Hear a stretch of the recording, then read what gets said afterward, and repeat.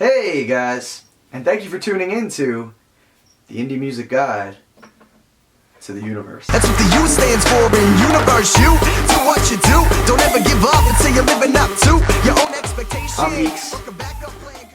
That's Kyle. We're the Empire Project. We're an independent band, rap group, rap duo. Trying to make it in this twisted web called the music industry. And this is our third episode, so we wanted to talk about the different expenses involved with being an independent musician.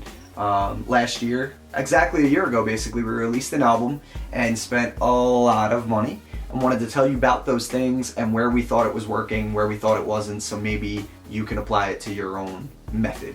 One of our first expenses was renting a DSLR and lenses from Borrow Lenses and... BorrowLenses.com, is that what it was? Yeah, I think so. And we shot a music video and a half with it, and then we had to send it back, but we learned if we like the camera, if we like the lenses, and... I would say in the long run, it makes more sense to buy a camera if you know what you want already and if you know anything about cameras, but for us it made sense to rent it for a week because we got to figure out if we liked it, what lenses we wanted. It costed $300 for the week, so we tried to jam-pack 2 music videos into that 1 week. And we had no clue about cameras when we rented it, so it was a good starting point. It was a great trial run because then we ended up learning to use it, and then when we bought one, we were much better at using it. When we rented one, we got the Canon 7D, and now we purchased the Canon 70D. We bought a refurbished one from Canon's website, and it was pretty cheap. DSLR, it is the one you are watching us through currently. The one we bought from them was $948. We split it between 3 of us, me, Kyle, and our friend Joe, who also makes videos with us all the time. Yeah, $948 divided by 3 is like we spent a little over $300 each. We spent $300 on album artwork. Kyle's got a very brief story for you about that. We found the artist on Instagram, and I loved his designs. Great work. And then I reached out to him and asked him if he could design our album artwork, and he did. He did a great job with it. We had some edits, and then he fell off the face of the planet for a month or 2. He basically gave us a time frame that he said he'd have our album artwork back to us. He didn't answer us for months after that date that he set. So then, we were emailing back and forth with him. He finally got it to us, but just check your sources, make sure they're reliable people and that they get back to you on time. Google their names, see how reliable they are, if anybody said anything about them. See if anyone else recommends them. Yeah, be careful wherever you spend your money. Yeah. But the internet's There's a lot of sharks in the music industry. We spent $300 to have a musician play cello on one of our songs. I would say it was worth it. Yeah, it was sick. He was dope. We had, initially, it was one of the virtual instruments doing it, and it just didn't sound real. We spent $1,650 on getting our album mastered. Yeah. 11-song album, right? I think so. 11-song album. So the $1,650, I think he cut us a little bit of a break because he was doing 11 songs for us. Yeah. I would say it was worth it. I know it's a lot of money, but when it comes to masters, these are guys who went to school for a long time and are trained so well that they can hear things in a song that you couldn't possibly hear, but you probably think you could. Yeah. And pretty much they make it so that your song can be played right before or right after a major label artist and have the volume pretty much be the same. If you're a rapper, your song could be the quality of Jay-Z. They could play you next to a Jay-Z song. I mean, unless you're a bad songwriter. Unless your mixing is trash. Yeah, and you aren't a good rapper. Yeah. So I would also say if luckily Kyle's our mixing guy, he's damn good at it. Okay. If he wasn't, we would have to pay someone for that too. Yeah, mixing would cost I think $200 a song, maybe. I don't know. Which brings up a really good tip. You don't have to pay everybody for everything. Figure out what you can learn and what you can get good at. If you can get good at it, you'll save yourself a lot of money. We paid $100 to renew our website. We've had our website for, I don't know, a little over a year now. Yeah. It was a Squarespace. We would recommend that. Yeah, pretty much everything's drag and drop. It's easy to build a website. It's just like the commercials say. Yeah, it's true, and it's very sleek. Sometimes I have to copy and paste some code, but you could basically find the code if you Google what you need done. Right. We spent $30 on a Kinetic Typography music video. Our friend Brandon made that for us. He's a great digital artist. And it was nice to share with our fans, like a lyrics video with all this cool art on it and whatnot. We spent a lot of money on merchandise, actually over $1,000. This is all for an album release that we put out last summer. We spent $500 on t-shirts. Way too much. Yeah. Yeah. Pretty much, we didn't have a profit margin. Like, we had to sell shirts for $30 to make any money off them. And yeah. That really doesn't cut it.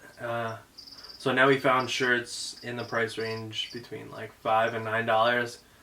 That's kind of what you want to be spending per shirt. Something we can't stress enough is if you Google and you dig deep enough, you can find cheaper things than you saw. Like I always say, and it is not necessarily true, the first 10 pages of Google are bullshit.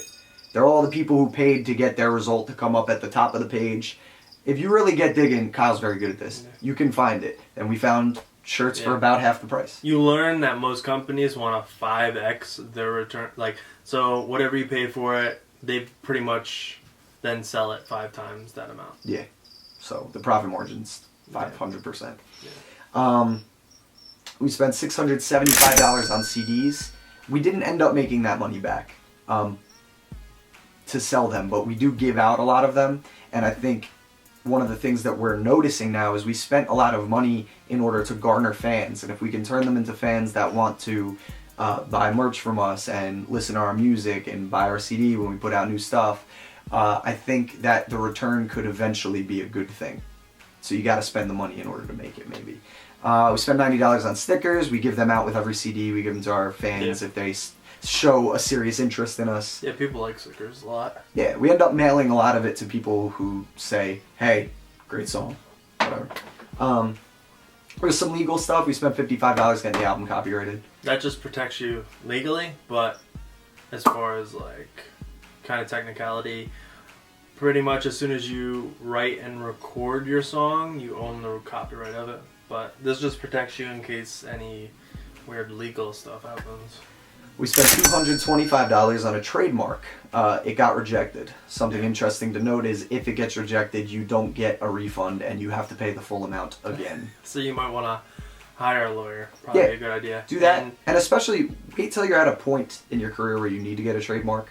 We're not that concerned about that yet because our name is not huge at this point. When we get to that point where we could hire a lawyer, it might make more sense for us to pay that money. And each section of an industry has their own trademark. So if you want to trademark your name, you'd spend like $225 for the like music, and then $225 to press up shirts. So it keeps going like that. Next, we spent $1,258 on ads. These are for music videos, behind the scenes footage, and any content that we were putting out and try to get to our fans and to new fans, potential new fans. On Facebook and YouTube. Right, on Facebook and YouTube videos. That was broken down like this. We basically spent $1,000 on 4 music videos that we put out. There's another video where we talk about how to lay out your whole album, or how we did anyway. We put out 4 music videos. The first one we spent $200 on, second one $200, third one $400 because we felt it had real potential to explode, so we spent a lot of money on it. $200 on the fourth one. This is all in a matter of a month. And then another $258 on ads for our behind the scenes video and other content. That's just like $5 on a video here and there to increase our reach. Yeah, with our own fans. Yeah. One of the things about Facebook, I think we'll do a whole video on how Facebook reach works and the algorithm of Facebook and how you can actually reach the people who like you. We saw some outcomes, some good, some bad from this. About 2 weeks after the album dropped, we had earned about $500 from t-shirts, CDs, stickers. That is not anywhere near the return because the total that we spent was $6,500 over the course of that whole album release. And we got back about $500 2 weeks out after the album dropped. For those that like numbers, we gained about 1,000 more Facebook fans in that maybe 8 to 10 month span. About 70 people for our email list, 200 YouTube subscribers, about 200 Snapchat friends. You know, the combined views between Facebook and YouTube, between all the videos. Facebook, we got 128,500 views 2 weeks after. And YouTube, we had 50,000 views. Yeah. Those numbers have since increased. We've had some videos that did well on both since the album release. Just to go back for a second, Facebook, doesn't let you reach your entire fan base with a video, so we just spend a couple extra dollars to reach even more of the fan base that then Facebook will allow us to reach. Yeah. So, since then, we've spent more money. We've spent another $3,000 since the album release. 600 of that was on alternate song masters. Now, we put out a few new songs. We had to get those mastered. It's about 200 a song. Yeah. Then we had some songs we wanted to get clean versions of, instrumentals. Yeah. If you do the alternate versions at the same time as the original, then it'll probably be like $50 or something They'll like cut you that. a little break. It's something very, very cheap. Yeah. You spent $160 on a logo.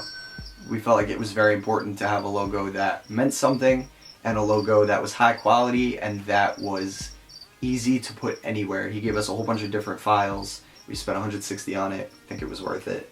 We put it on our t-shirt. We get to use it for everything. This person we found on Instagram, and it worked out well. Yes, good person, got back to us quickly. We spent $1,000 in an online sync licensing course.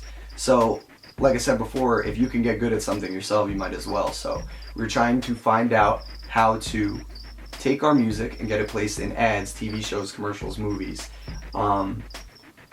And that knowledge to us is very valuable because now we can use that to do it ourselves. Yeah, if we write a song that we think is similar to a movie or something like that, If we were to know how to go about it. write a song that felt the vibe of a movie or TV show we thought it could fit in, we know how to contact those people now. So, probably worth that large sum of money.